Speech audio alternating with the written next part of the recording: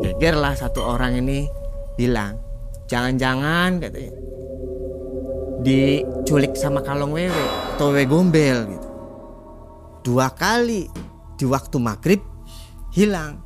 Cuman begitu kumpul hilangnya di mana? Di musola kami kumpulnya ini. Kurang lebih 40 orang lah ada. Itu kayak orang Bali begitu, cuma panjang. Itu mungkin yang disebut wewe gombel. Dan bukan hanya kami, Elang yang melihat itu. Warga penduduk kami pun banyak yang lihat. Sampai di situ tuh pada kabur mga orang. Nah, saya ini bawa ini Mang E.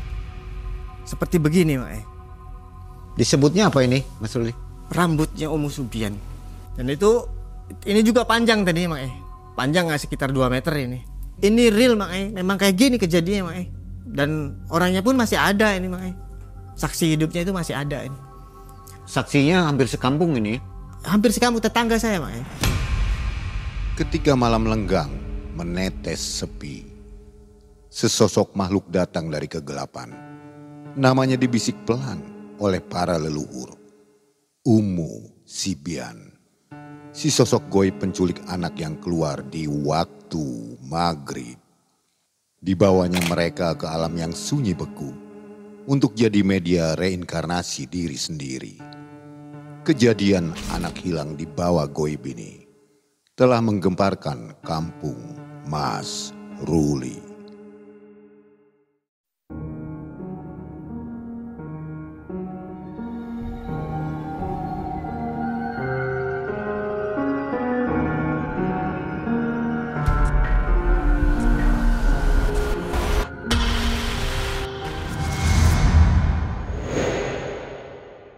Assalamualaikum warahmatullahi wabarakatuh. Waalaikumsalam warahmatullahi wabarakatuh. Halo Sobat Malam Mencekam, apa kabar semua? Halo, Mang E. Mudah-mudahan dalam keadaan baik ya, sehat dan rezekinya melimpah. Hari ini ada narasumber yang tentunya Sobat semua sudah kenal ya. Iya. Mas Ruli. Halo Mas Ruli. Halo Mang E. Mas Ruli, terima kasih kembali mau membagikan kisahnya ya. Iya. Entah keberapa kali hadir di Malam Mencekam. Sekarang Mas Ruli masih sibuk apa nih? Masih seperti yang dulu Mang E. Masih seperti yang dulu kayak lagu ya. Ya. Aku masih seperti yang dulu nih. Ini kejadian tahun 2000 yang sekarang ya. Ya Mang E. Pengalaman Mas Ruli. Pengalaman waktu saya keluar dari pondok pesantren Mang E. Katanya anak muridnya atau anak asuhnya ya yang belajar ngaji itu hilang begitu. Sempat hilang. Hilangnya itu di waktu apa? Di waktu maghrib Mang E. Waktu maghrib. Di waktu maghrib. Berapa orang? 2 orang. Laki-laki semua? Laki-laki semua. Kenapa dia main-main atau gimana? Dikala di waktu maghrib itu dia bukannya langsung berangkat ke musola. Duduk diam ngaji, tapi dia ini masih aja melamun atau masih bermain di luar musola. Ini kan anak kecil, umur berapa? Umur sekitar 4 tahunan kurang lebih. Kok dia ngelamun di luar tuh ngapain? Iya, waktu itu karena ibunya itu meninggal. Oh, banyak pikiran, Ya. kehilangan gitu Mungkin ya. kehilangan. Diculik oleh makhluk goib. Diculik oleh makhluk goib. Siapa itu Mas Ruli? Umu Sibian. Umu Sibian, Iya. kayak nama orang nih, saya baru dengar. Apa tuh artinya? Umu Subian ini adalah jin wanita Pak. Jin wanita yang dari zaman Nabi Sulaimannya pun sudah dikutuk. Dari tanah Jawa itu ada satu legenda bahwasanya ada seorang dukun yang memuja Umu Subian. Dan Umu Subian ini masuk dalam rahimnya Pak. Masuk dalam rahimnya sehingga dia itu seperti hamil. Ya mungkin hamil juga ya itu karena wanita. Dan dia tidak sempurna untuk mencari ilmunya. Dan akhirnya dia meninggal. Begitu meninggal pun itu ditusuk dengan jarum jari-jarinya ini, kuku-kukunya ini. Siapa kuku siapa? Wanita yang sedang hamil itu, yang sedang memuja ilmu hitam itu. Agar karena ilmu hitam mungkin dari zamannya ini tidak mengganggu. Meninggal di waktu hamil ini tidak mengganggu. Ketiak pun dikasih telur dua-duanya. Sehingga begitu mati, Umu Subian itu di situ dicetuskan bahwasanya asal muasal pertama kalinya Umu Subian sangat senang dan gemar sekali mengganggu anak-anak. Sampai sekarang. Sampai sekarang. Oh, jadi ini mirip dengan film nih Mas Ruli. Betul, betul. Filmnya judulnya Waktu Maghrib. Waktu maghrib. Pernah nonton Saya nggak? nonton, pernah nonton saya, Pak. Yang ke-1 saya juga nonton nih. Iya. Saya sama keluarga itu nonton, Pak. Bagus ya filmnya ya. Iya. Ini mau rilis juga yang kedua. Oh, itu. Saya baru baca-baca nih. Dan kejadian ini memang nyata ada di sekitar kita ya. Betul. Mas Ruli sendiri akhirnya harus menolong ya, mencari anak yang hilang gitu. Harus bertanggung jawab, Pak. Oke, benar-benar mirip dengan kisah Waktu Maghrib nih. Betul. Nah, Sobat Malam Mencekam, jadi jangan kemana-mana, jangan skip videonya, siapkan cemilan, snack, kopi, tonton sampai habis. Malam Mencekam, semakin malam, semakin mencekam. Ini dia Mas Ruli.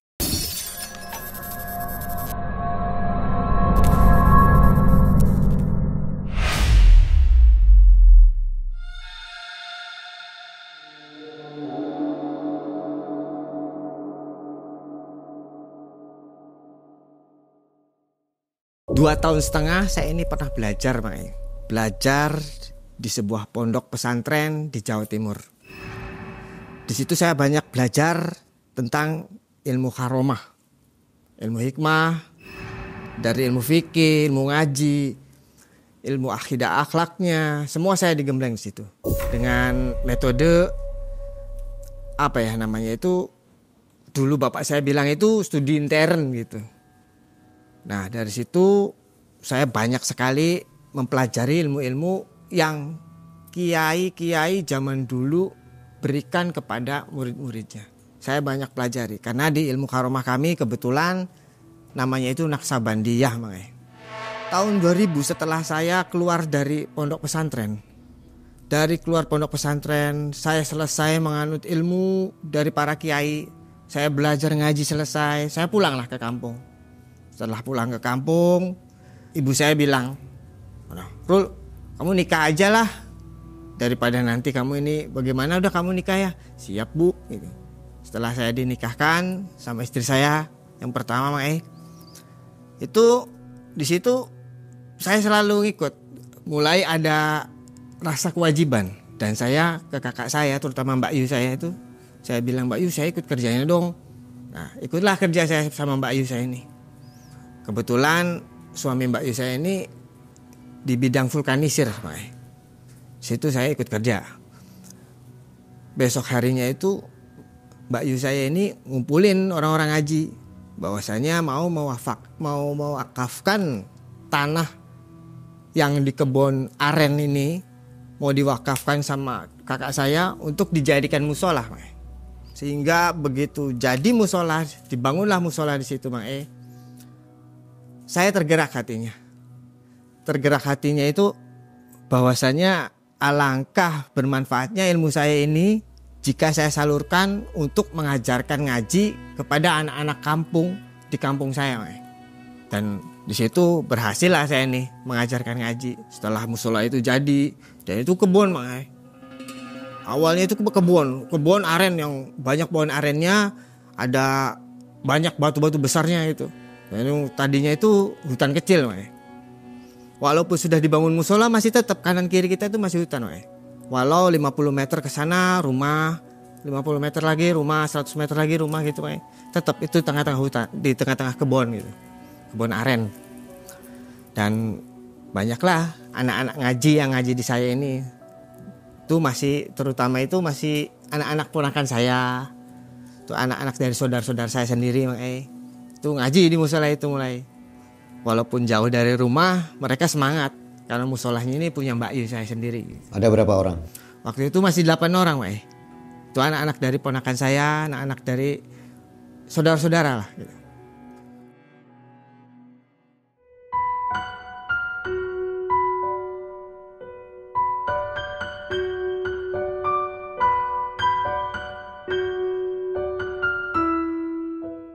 Berjalan 2 minggu, tak disangka banyak sekali ibu-ibu yang datang ke saya, Datang ke saya ini menitipkan anak-anaknya untuk belajar ngaji di saya.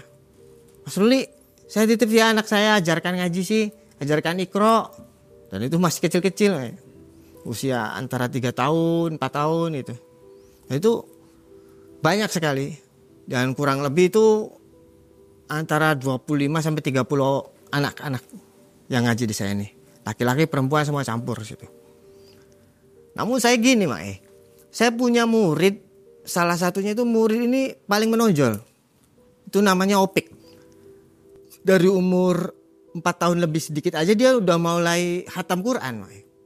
Kebetulan musola itu kan di sampingnya ada seperti balong kata orang kita itu kayak kolam untuk berwudu. Nah, samping kolam ini ada pohon-pohon aren yang ada batu-batunya gitu. Nah, kalau misalnya kita sholat pun kita tengok ke kanan itu kelihatan. Dari jendela itu kelihatan lah. Di waktu maghrib ini Opik tuh selalu datang. Sudah ada di musola ini. Tuh dia sudah kemas-kemas karpet, sajadah.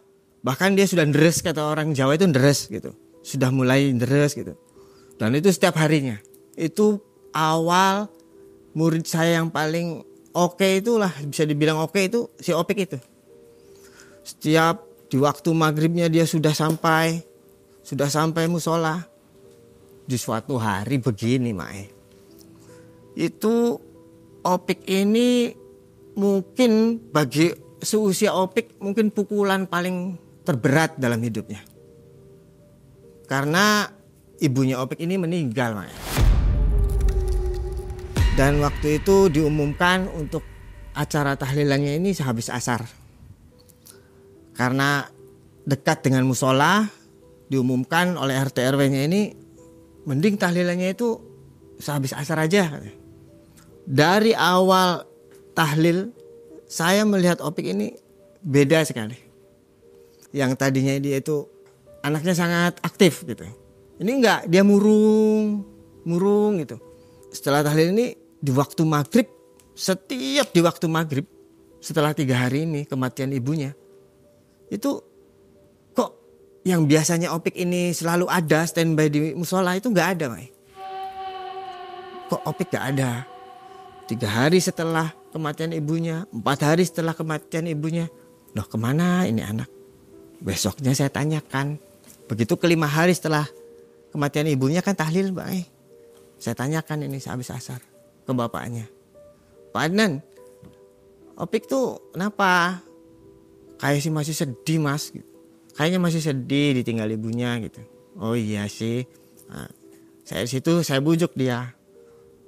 Saya nasihati bahwasanya kalau kamu sayang sama ibu, banyaklah berdoa, bukan ditangisi, bukan direnungi. Gitu. Semua juga nanti orang mengalami mati itu. Nah, yang dasarnya anak kecil ya, Mak. Tetap saja 5 hari setelah kematian ibunya ini dia berangkat ngaji. Begitu berangkat ngaji ini, loh, Peg, sini masuk gitu. Sini masuk. Ini waktu maghrib, cepat masuk ke musola gitu, Mak. Saya bingung kok anak cuman diem aja di bawah pohon aren, di dekat balong itu dan dekat batu-batu itu. Saya pikir Opik kenapa di situ? Ayo cepet sini. Ini di waktu maghrib harus cepet ke musola. Kalau misalnya kamu mau pulang ya pulanglah.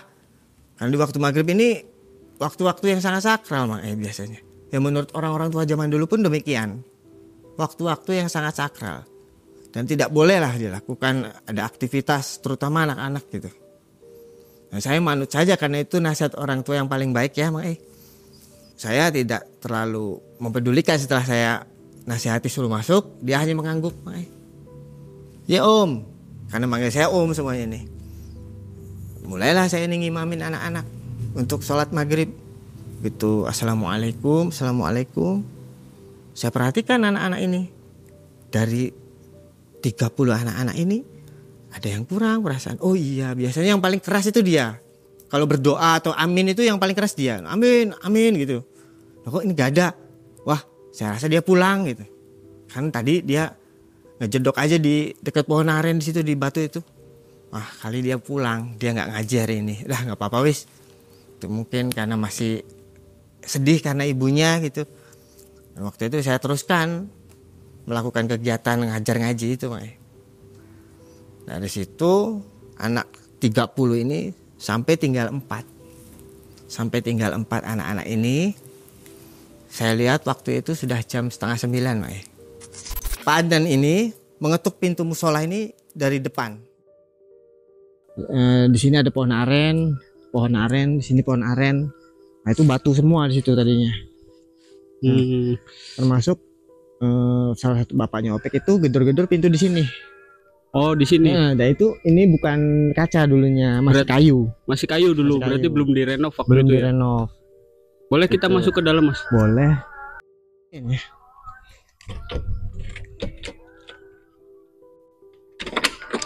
Oh. Tuh. Gitu.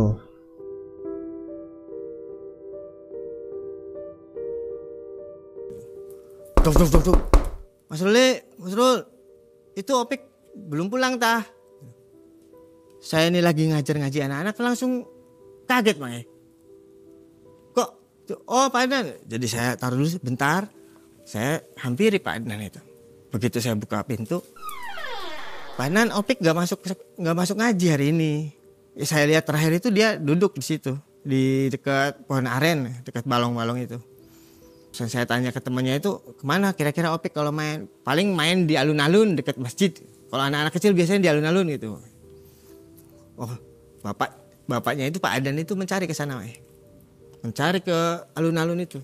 Dan setelah saya selesai anak 4 ini, saya mencari juga karena dekat gitu lokasinya. Saya naik sepeda, saya tanyakan murid-murid saya yang di blok ini saya tanyakan semua. Ada Opik nggak? Nggak ada nggak ada main-mainnya gitu. Ketemulah kepagrok gitu sama bapaknya nih, Pak Adnan. Dia dari alun-alun, saya pun dari blok sebelah gitu. Pak Adnan, udah ketemu tak Opiknya? Wah ini Mas paling ke rumah saudaranya yang di tangga desa gitu. Yang di tangga desa. Oh ya sudahlah, yang tadinya saya cemas ini saya mulai, oh syukurlah alhamdulillah gitu. Pulanglah saya ini dan Pak Adnan pun pulang. Itu udah 1 hari tuh makanya. Kedua harinya saya mulai ngaji lagi kan seperti biasanya ini. Seperti biasanya. Dan itu sebelum maghrib. Setelah tahlil lagi hari ke-6 dari rumah Opik. Saya tanya lagi nih bapaknya ini. Pak Adnan, Opik benar di rumah saudaranya gitu. Saya tanya lagi Pak Adnan itu. Pak Adnan bilang gini. Kayaknya ke rumahnya saudaranya. Soalnya dia tuh masih kebayang-bayang aja ibunya kalau di sini gitu. Oh gitu ya Pak. Itu setelah tahlil Pak. Saya tanyakan ke bapaknya. Jawabannya cuma begitu. Oh ya saya pikir karena bapaknya pun nggak ngerasa khawatir. Jadi saya nggak perlu khawatir sampai sedemikian rupa kan. Nah pada waktu itu di waktu maghrib setelah anak-anak kumpul semua di musola.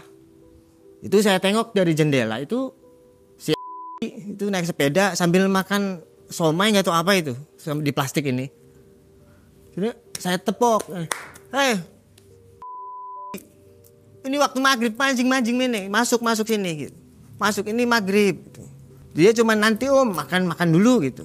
Oh ya sudah, saya pikir oh ini anak tegas gitu. Nah, dia agak gempal badannya itu.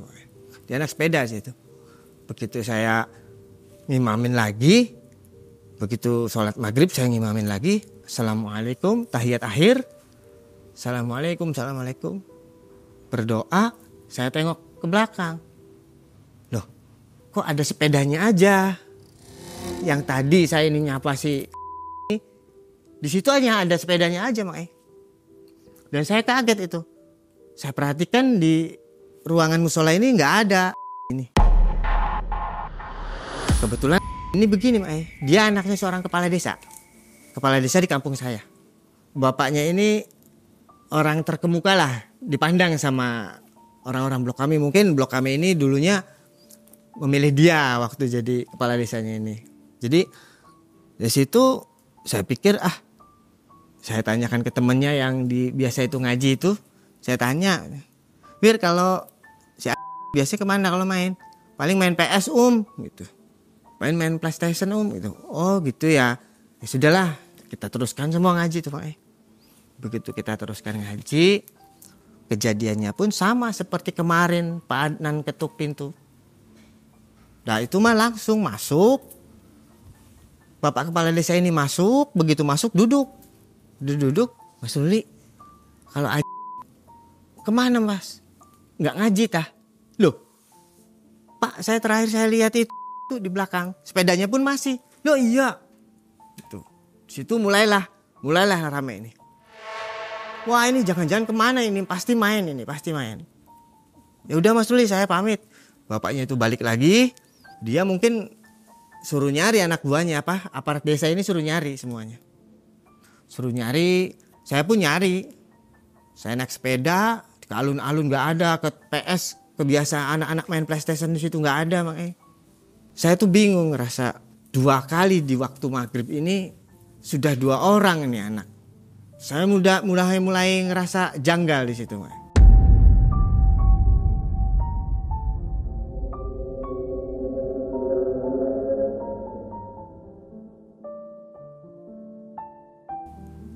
Mulai ngerasa janggal bahwasanya ini bukan kejadian yang biasa ini. Itu hanya dalam hati kecil. Terus dari situ tuh besok hari berarti udah 1 hari nih hilang nih. Besok harinya itu datang lagi Pak Kuwu ini bersama aparat desa. Saya lagi ngajar ngaji lagi biasa. Mas Ruli, sebenarnya mana ya? Astagfirullahaladzim, kemarin gimana Pak? Kemarin nggak ketemu katanya. Nah saya pikir tuh ikut bibinya, dan bibinya begitu kembali lagi nggak sama, nggak tahu katanya.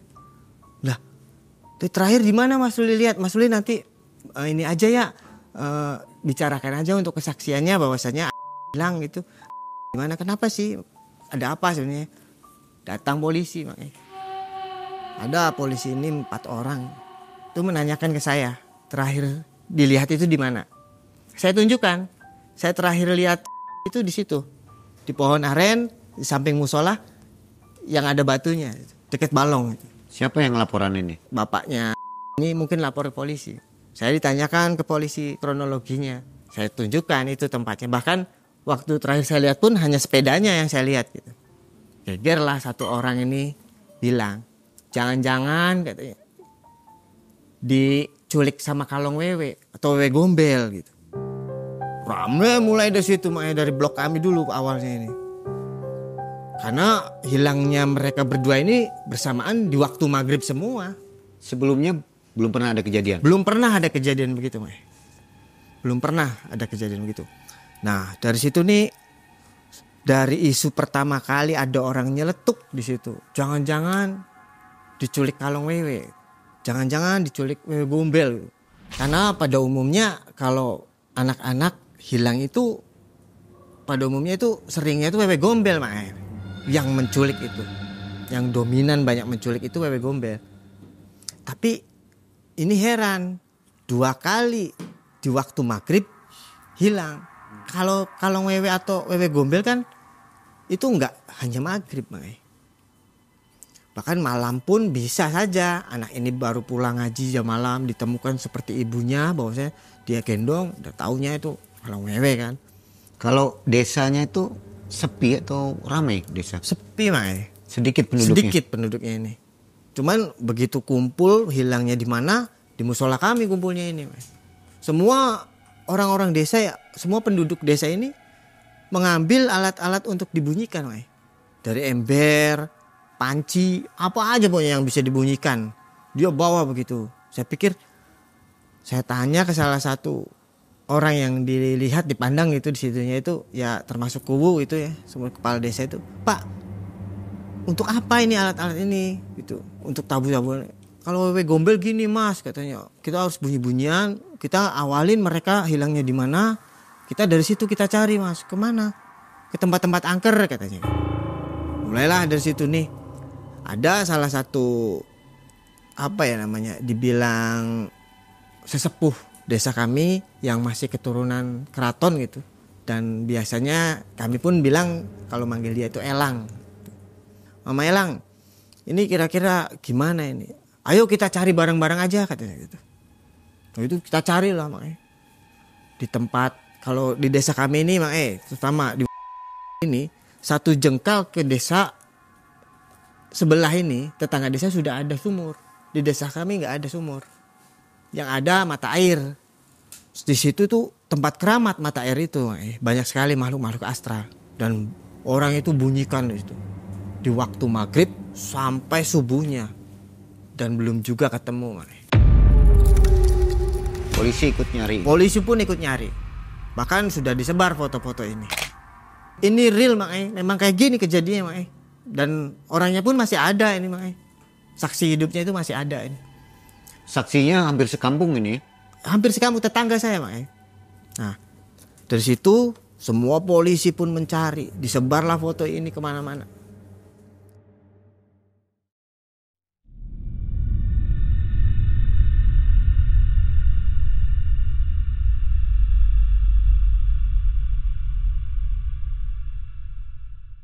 Yang biasanya musola kami ini di waktu maghrib banyak anak-anak yang berangkat mengaji. Sekarang di waktu maghrib untuk kumpulannya penduduk kami makanya. Jadi mereka keyakinannya kita harus nyari dari titik ini dulu gitu. Itu hari berikutnya kan makanya, hari kedua harinya. Dan itu begitu lagi. Sesampailah Elang ini memberi petunjuk, ayo kita ke suatu tempat itu katanya yang belum kita jelajahi itu namanya. Dan di situ ada kuburan besar-besar makanya. Dan Mama Elang ini memimpin. Yang tadinya yang memimpin itu Kuwu, dan Kuwu ini ngaco nyarinya itu mungkin panik ya karena anaknya hilang. Jadi Mama Elang ini memimpin. Ayo ikut saya. Di sebuah pohon yang besar itu namanya tinggi banget. Kalau wewe gombel biasanya sukanya ke pohon-pohon tinggi gitu. Dan di kuburan-kuburan. Kita cari ke situ. Dan sebenarnya warga kami pun kalau sendirian atau duaan aja nggak berani lewat situ, Mai. Ke orang itu, ke namanya itu makam itu jam Belanda, Mai. Dan di situ mulailah dung breng dia semua bunyi-bunyian itu. Mungkin kurang lebih 40 orang lah ada. Kayak kami Ramadan aja untuk bangunin sahur-sahur gitu, Mai. Itu ada 40 orang tapi itu. Dan itu semua bawa alat musik, alat apa aja yang bisa dibunyikan itu, ditabuh gitu.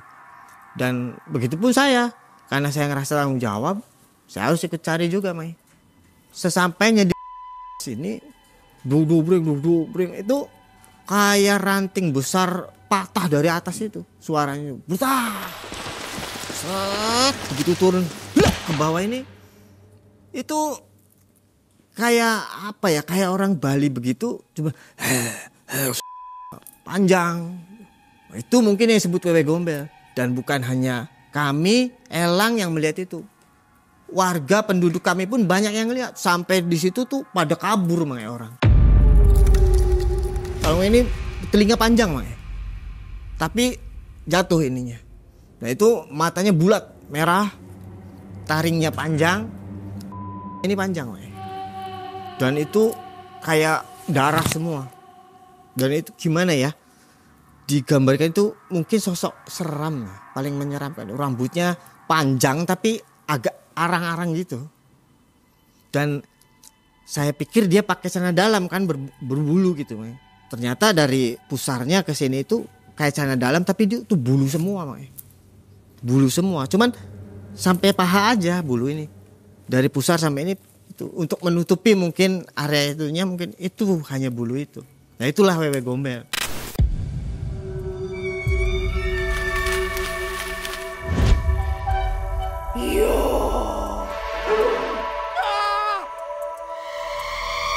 Ya memang wewe gombel yang ada di itu sosok wewe gombel yang paling tua.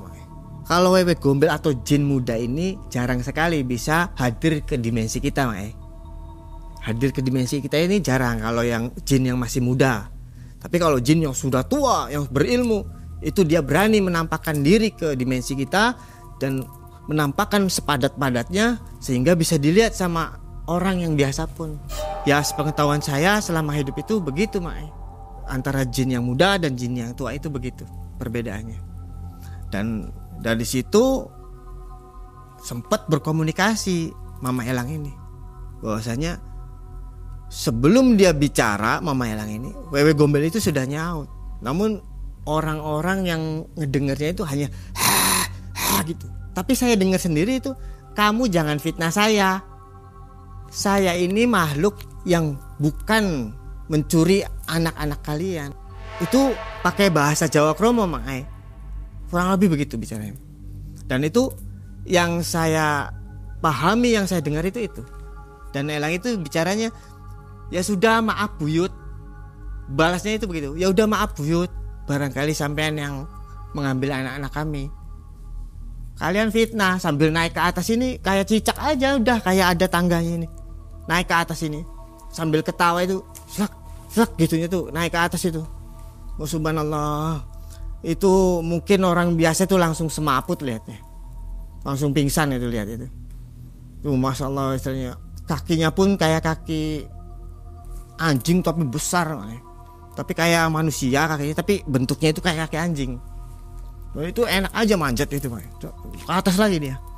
Begitu ke atas lagi, saya ambil inisiatif bicara ke Mama Elang ini. Mak, kita harus gimana nih Mak? Ruli, kamu kan pernah belajar. Pergunakan ilmu kamu. Pergunakan semua yang kamu mengerti. Pernah dulu guru saya ini mengajarkan, kita harus punya senjata untuk menanggulangi jin semacam ini. Jin yang memudorotkan anak manusia. Kembali saya ini dari makam yang ada wewe gombelnya itu kan jam 1:30 malam. Pulanglah kami ini. Semua pulang semua. Saya nggak bisa tidur makanya di situ. Saya harus tanggung jawab bagaimana caranya gitu. Dari situ saya ini berdoa, beriktikaf, merenung bagaimana saya caranya ini. Nah, ini kayaknya ada makhluk lain nih Kalau wewe gombel kan nggak mungkin kayaknya.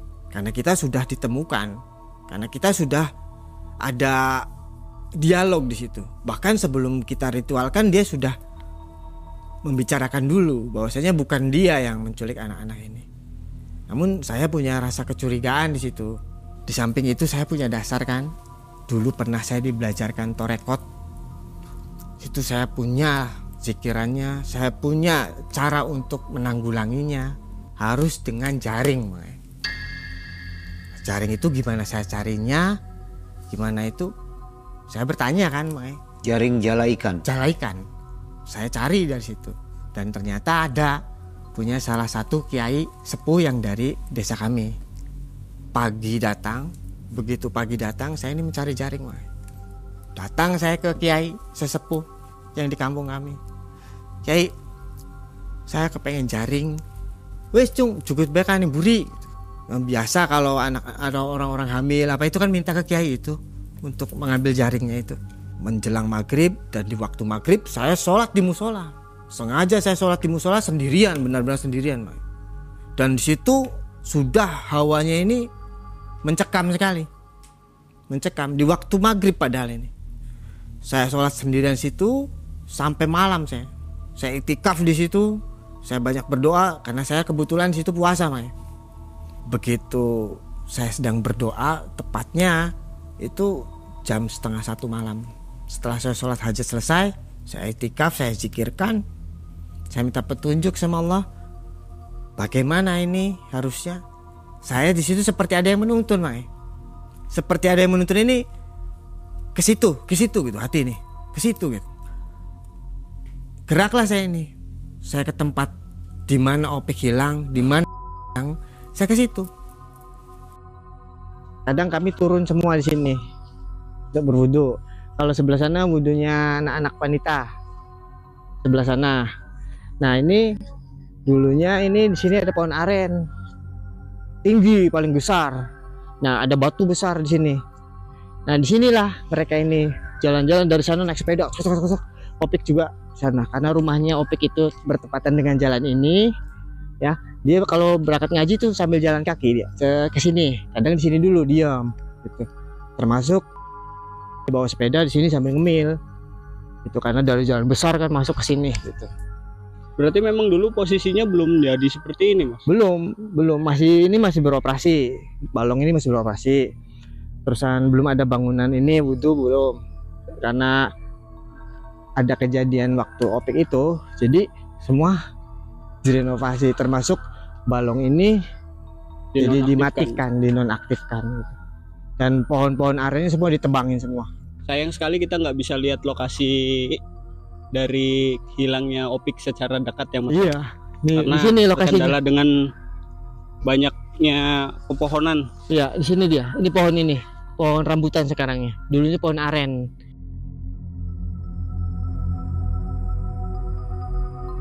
Di dekat kolam untuk wudhu itu. Nah, situ itu saya sudah merinding sangat dahsyat sekali. Dan saya di situ mulai membacakan salah satu doa yang diberikan oleh guru saya. Begitu saya bacakan Allahumma tayyid nabi ma'li wa nafsi syai'in qadir, saya hentakkan tangan dua-duanya ini ke bumi dan saya cabut rumput yang di depan saya ini dan saya balik. Akarnya itu taruh di atas, Akarnya taruh di atas, silsilahnya ini kalau kamu tersesat di hutan atau kerabat kamu ujung-ujung hilang di hutan, tariklah rumput dan dibaliklah rumput itu. Nanti akan ditemukan gitu, jalannya kemana gitu. Tapi bukannya ditemukan di situ, Yang ada itu kilatan cahaya, pertamanya itu kilatan dan itu kayak petir. Begitu itu saya kan pejam mata, otomatis kan kalau ada suara kencang kan pejamkan mata itu.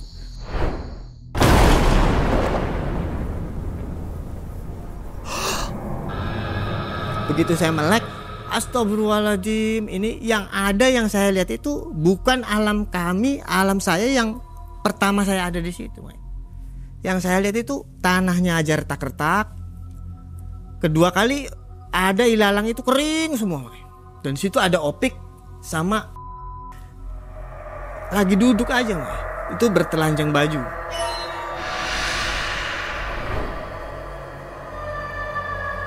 Saya panggil di situ keras-keras.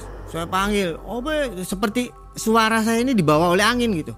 Kok nggak nyampe ya? Kok nggak nyampe? Ini apa? Saya belum sadar di situ tuh bahwasanya kita masuk ke alamnya atau gimana tuh saya belum sadar, Itu jarak antara opik sama saya ini padahal cuma 3 meter, Kan deket 3 meter ini. Perasaan saya manggil kencang-kencangnya ini kayak suara saya ini dibawa oleh angin aja. Kope gitu kenceng, segitu kencengnya kok anak gak ngeliat ini. Dia lagi asik aja mainan gitu. Dan yang dimainkannya itu kayak sosok siput gitu, Kok diem aja dia panggil. Dari situ saya setelah mau narik mereka, mau ngangkat mereka dari situ itu, entahlah yang saya lihat itu situ kayak bukan pohon aren, entah itu pohon apa itu. Dari atas itu ketawa, ketawa sambil kayak turun cicak aja. Bukan kayak seperti makhluk lain seperti kuntilanak itu terbang gitu.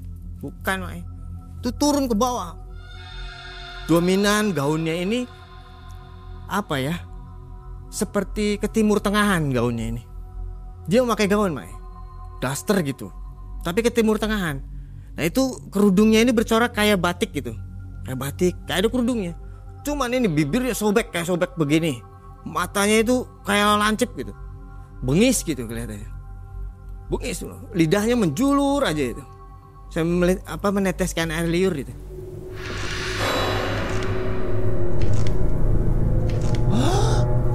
Ini makhluk apa? Saya pun kaget, masya Allah kagetnya. Karena saya mungkin pengalaman pengalaman pertama kali saya itu melihat itu, masya Allah ke bawah ini dia hampir dekat sekali dengan saya itu.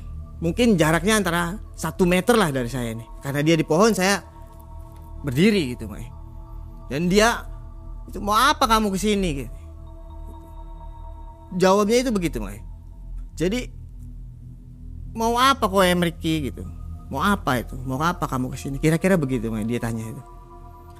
Saya mau ngambil anak-anak saya gitu. Kenapa kamu bawa? Gitu. Malah ketawa itu. Siapapun orang yang paling berani di situ, mungkin lari atau gimana lah entah. Tapi saya sudah tekad saya bahwasanya saya ini jangan sampai takut. Mungkin saya bisa hilang lagi gitu, di situ. Karena itu sudah bukan alam saya. Saya rasakan itu bukan alam saya itu. Dan saya ambil, ditahan lagi sama dia. Kayak orang mau menghalang-halangi gitu. Mau apa? Saya mau ambil. Boleh kamu ambil anak 2 ini gitu. Tapi taruhlah salah satu nyawa di sini untuk saya. untuk saya jadikan teman di sini. Dan saya di situ diam. Ini sudah mudorot jin ini. Jin ini sudah melampaui batas. Karena saya ini nekat, yang ada itu jadinya nekat, bukan berani lagi tapi nekat itu. Gimana caranya bisa bawa anak ini? Teringat di situ makanya saya ini. Teringat apa yang saya ikatkan di pinggang saya ini kan jaring yang saya ikatkan sebelumnya yang dari kiai itu.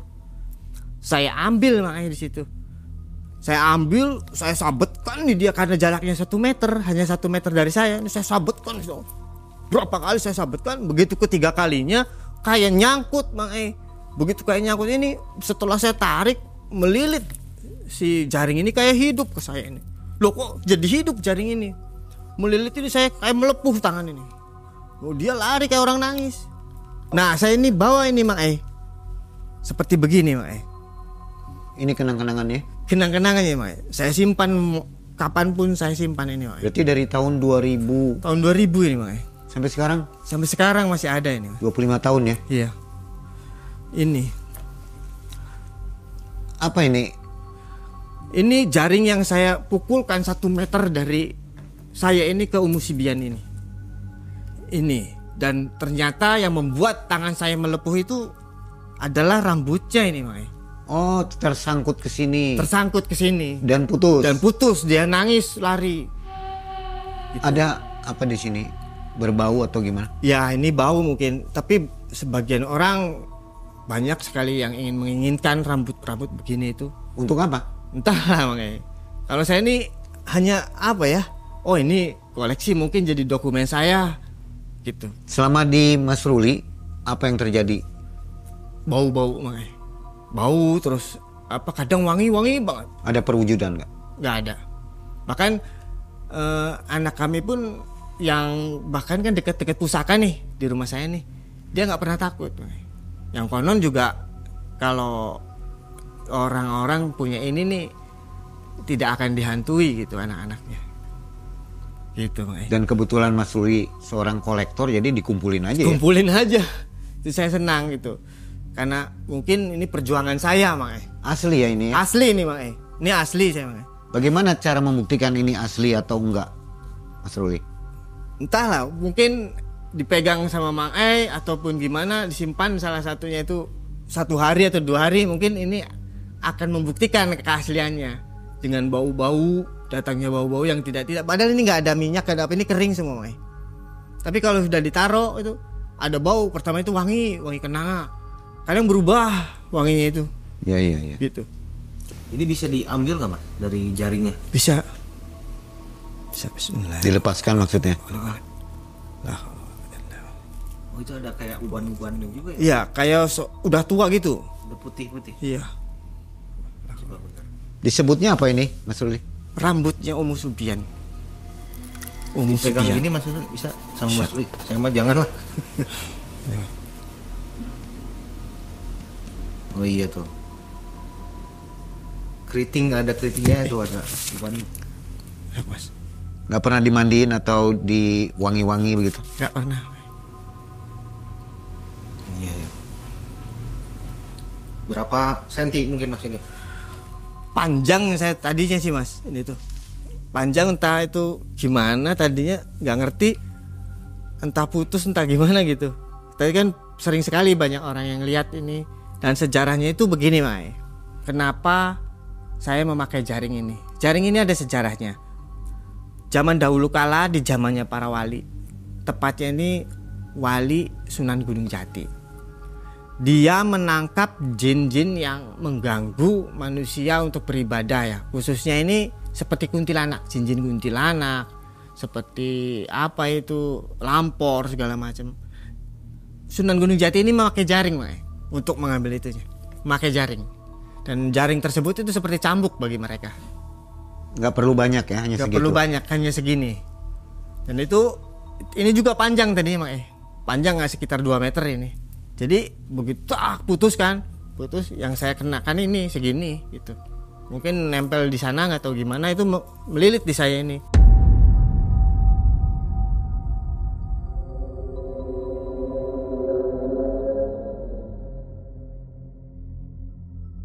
begitu dia ini kabur sambil nangis dan itu melilit ke saya ini, dan saya melepuh tangannya, Mang. Saya tuh sadar, langsung saya sabet si Opik ini, langsung saya peluk, saya tarik, saya bacakan lagi Allahumma ta'ala Nabi Ma'lim wa nafsi Hasan Qadir. Begitu saya hentakan lagi tangan ini, begitu saya hentakan lagi 2 kali, itu piar saya ini. Begitu saya melek ini, udah di tempat tadi, Mang. Udah di bawah pohon aren dan ada batunya di situ, di samping musola kami. Dan waktu itu di waktu maghrib adanya, dan bilang Allahu Akbar, Allahu Akbar, itu azan maghrib, Mang. Pas ya? Pas banget di waktu maghrib. Waktu saya ritualkan itu kan jam 1 lebih. Kok kesini kok saya udah maghrib gitu. Saya lihat kan, wah ini maghrib nih, hawa maghrib itu. Di waktu maghrib itu kita sampai lagi ke alam kita gitu. Itu dan alam kita ini ada perbedaan. Rasanya sebentar tadi ya? Rasanya sebentar sekali, Mak. Rasanya itu kita hanya memukul dia dan menarik anak 2 ini, rasanya mungkin hanya beberapa menit lah mungkin. Bagi saya mungkin 20 menitan lah. Di situ kita tuh disamperin sama Pak Adnan, bapaknya Opik ini. Mas, alhamdulillah. Dan situ kan dia lari memeluk anaknya kan. Saya udah lemas di situ. Lemas lah, baju saya kayak robek-robek dan kaki saya pecah-pecah semua. Dan itu kayak kena duri-duri gitu. Dan saya nggak sadar itu, sarung saya pun sobek itu. Dan situ begitu saya tarik anak ini, nanti dulu Pak Nan, nanti dulu, cepet, Mama Elang itu panggil untuk bantuan gitu. Saya sudah lemas, Mak. Lemasnya ini mungkin tenaga dalam saya terkuras, entahlah apa itu. Yang jelas tenaga dalam saya terkuras. Di sini saya udah kayak lemas sekali itu. Begitu lemas sekali, saya tanya kan, Opik, saya tepak-tepak ininya. Gitu. Dia cuma hanya gitu, Mak. Ini kenapa nih anak, sudah kacau lah pikiran saya. Dan yang satunya ini saya pegang tangannya ini panasnya, Masya Allah. Wah, demam tingkat tinggi gitu, panas sekali. Dia hanya kayak orang step gitu, matanya kayak menjulur-julur ke atas itu. Datang waktu itu ini Mama Elang itu. Begitu Mama Elang datang tuh bawa air kan. Begitu bawa air, disikap dulu saya dulu disikap, terus saya dibacakan doa. Di situ saya plong tuh, Mak. Plong seperti nggak berat lagi, entah gimana, saya plong sekali. Baru dia anaknya dipegang, si Opik sama si itu dipegang, diazani di situ sama Mama Elang, diazani. Tetap saja di situ nggak bisa, tetap aja itu si Opik tuh gitu aja, dan udah kayak orang setip aja matanya. Dan yang bikin nggak masuk akal ini, si ini kalau orang setip ini kan dalam jangka waktu 2 jam demam tinggi dengan keadaan begitu mungkin sudah koma ya, Mak. Itu sih berhari-hari begitu aja, badan panas apa. Sampai pada waktunya itu dia berobat ke rumah sakit, kemana itu nggak ada yang bisa menyembuhkan ya. Nggak ada yang bisa menyembuhkan. Rumah sakit, dokter, bahkan apa-apa. Berhari-hari bahkan kayak kena stip itu normalnya nih, Mak. Kalau memang benar dia kena stip kan, 2 hari itu sudah koma orang kan. Sudah koma kan. Apalagi anak-anak mungkin sudah nggak ada ya, Mak. Itu mah berhari-hari begitu aja. Dan sempat Pak Adnan di situ mencari saya, sampai dia katanya nyari saya ke musola, Mak. Mencari saya ini ke musola, ke rumah saya ini. Ya memang saya nggak ada di situ, Mak. Biasanya ada di musola ya? Biasanya saya kan di musola, kalau di waktu maghrib itu saya di musola, Mak. Pasti saya di waktu maghrib, apalagi waktu sholat maghrib kan saya udah ada di musola. Nah Pak Adnan mencari saya itu di situ, dan memang katanya nggak ada Mas Ruli gitu. Dan ketika saya baru keluar dari situ kan Pak Adnan menyamperin saya itu, menyamperin saya dengan lari, mungkin kegirangan ngelihat anaknya ada kembali gitu, dengan telanjang dada gitu.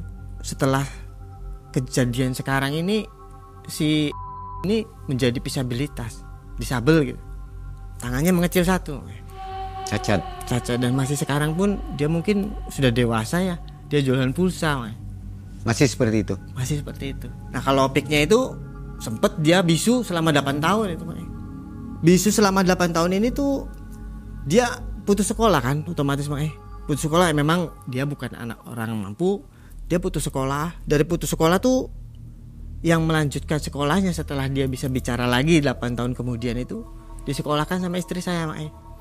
Karena mungkin kami suka aja untuk anak-anak gitu ya, karena kami belum punya anak waktu itu, Mak.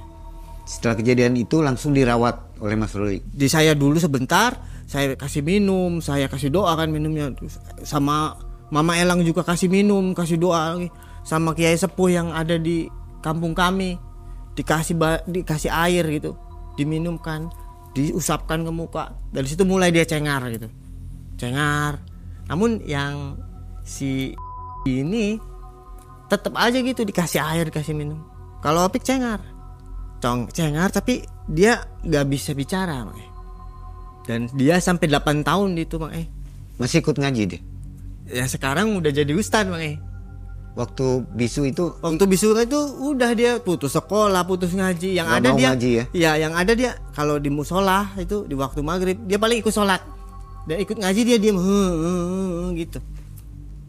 8 tahun? 8 tahun itu, Mak. Bisa sembuhnya gimana, Mas Ruli? Bisa sembuhnya ini begitu 8 tahun ini saya ajarkan dari A, B gitu. Dari awal-awal begitu dulu, Mak. Dan saya suka membaca surat Al-Waqiah.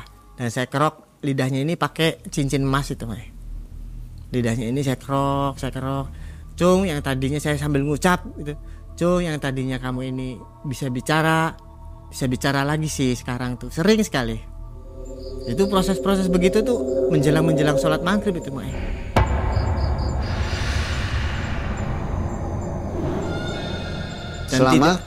Selama mungkin kurang lebih ya antara 4 tahunan. Terus menerus ya? Terus menerus. Waktu 4 tahun sebelumnya kan saya belum mengerti gimana caranya itu. Cara-cara itu infonya itu dari kiai saya, Mak. Yang tadinya kan dibawa kemana-mana. Menurut kiai saya, menurut guru saya, terutama yang di Jawa bilang, ini harus sabar ngasuhnya. Nanti kamu kerok lidahnya ini pakai emas di waktu maghrib. Di waktu kamu sholat maghrib, setelah sholat maghrib selesai kamu kerok lidahnya. Kamu kidung, kamu bunyi, kamu bicaralah selagi kamu pertama bisa bicara gitu. Nah itu dikerok sama saya sampai 4 tahun itu. Kadang sama istri seringnya. Dan 8 tahun kemudian dia bisa bicara lagi. Pertama bisa bicara lagi itu manggil bapaknya itu. Seperti bayi ya? Iya, Pak gitu. Pak, Di bisa ngomong gitu kan, ribut dari itu. Oh, Pip bisa ngomong. Pak, ning kuburannya mama yuk gitu, ke kuburannya ibunya yuk gitu. Oh jadi dari mungkin dulu dia itu itu minta ke kuburan ibunya itu. Masya Allah, itu karena mungkin yatim ya. Jadi setelah diambil nih Opik dengan itu Musibian dendam nggak? Mungkin kalau sudah begitu itu sudah kelemahannya itu sudah kalah. Apalagi rambutnya terbawa kan? Iya, itu kelemahan dia itu sudah di saya berarti. Dan dia nggak akan mengganggu lagi. Nggak ada itu? Nggak ada itu. Sama sekali nggak ada. Pohonnya pun walaupun sekarang sudah ditebang ya, karena rumor-rumor warga kampung kami kan, wah gara-gara pohon itu nih, akhirnya ditegur kan. Tetap aja, Mak. Misalnya kalau memang masih ada mah mungkin pindah ke pohon lain ya. Tapi itu sudah nggak ada. Nggak ada kasus anak hilang lagi. Nggak ada kasus anak hilang lagi. Setelah saya konsultasi sama guru, ciri-cirinya ada Musibian ini, dia suka sekali menempel di tembok, Mak. Sehingga membuat anak-anak atau bayi itu ujug-ujug menangis kalau waktu maghrib. Menangis tanpa sebab apapun, dia menangis. Dan setelah lihat itu, menurut guru saya ini, dia itu tidak terbang. Dia hanya merayap dengan ciri khas yang seperti saya bilang. Dengan gaunnya itu ala-ala ke Timur Tengahan, kerudungnya itu kayak diikatkan gitu, tapi terurai, rambutnya ini terurai. Kalau sudah mencirikannya itu sama seperti kita ini. Dan setelah saya menyimpan rambut dan jaring ini di rumah ini, sebenarnya nggak ada efek samping. Mungkin efek sampingnya ini konon menurut guru saya, ini nggak akan diganggu oleh bangsa-bangsa yang seperti itu lagi. Khususnya di rumah saya ya, yang ada itu bisa mencegah diganggunya anak-anak kami ini dari bangsa-bangsa begitu. Di film Waktu Maghrib ya, itu diculik juga kan? Iya betul, Mak. Diculik siapa itu? Sama, Mak, Musibian itu. Pasti itu ya? Pasti, Mak. Penculik tuh bukan kalong wewe atau gewe gombel, bukan ya? Bukan, Mak. Bukan itu saja yang menculik anak-anak itu. Kan lebih bahaya lagi nih, Umi Sibian ini makanya. Karena dia kalau sudah suka ke anak itu, dia sumputkan anak itu bahkan mungkin bertahun-tahun seperti yang dilihat dari film itu makanya. Berarti fenomena anak diculik goib ini benar nyata ya Mas? Bener Pak, bener makanya. Betul. Kirain hanya ada di film aja itu. Nggak ada nyatanya juga makanya. Waktu itu Mas Ruli nonton waktu maghrib dengan keluarga ya? Iya betul. Pada ketakutan dong anak-anak? Wah takut sekali mereka itu. Di bagian itu Mas Ruli adegan apa yang paling Yang takut? paling saya ingat itu ya nggak pernah lupa sampai sekarang itu makanya yang anak-anak memegang celurit itu waktu kesurupan itu makanya. Ya emang itu bagian yang makanya. seremnya ya? Iya serem itu makanya. Kok bisa anak kecil ya? Kok bisa ya anak kecil seperti itu ya? Oke, mudah-mudahan di film yang keduanya lebih seru lagi ya. Akan tayang di bioskop waktu maghrib 2. Tayangnya 28 Mei 2025 ya. Tutup pintunya!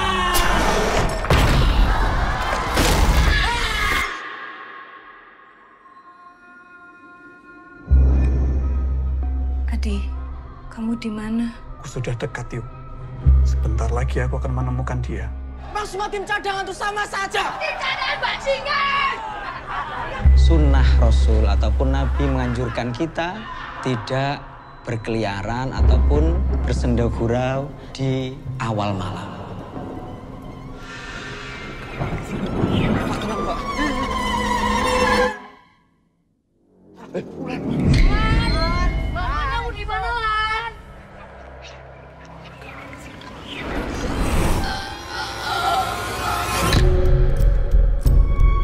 Dari 8 anak yang diangkut, yang 6 ini masih hilang Mas posisinya. Pas zamane bapakku dinas di Jati Jajar, iku beliau pernah menangani kasus seperti ini. Emang di Jati Jajar itu ada apa? Buat apa kamu kesini? Kalau niatmu untuk menyelamatkan mereka sudah terlambat. Aku bersumpah akan membunuhmu. Mari kita lihat, jika kamu tidak berhasil membunuh aku, akan kubunuh mereka semua dan kumakan jiwanya. Tutup pintunya!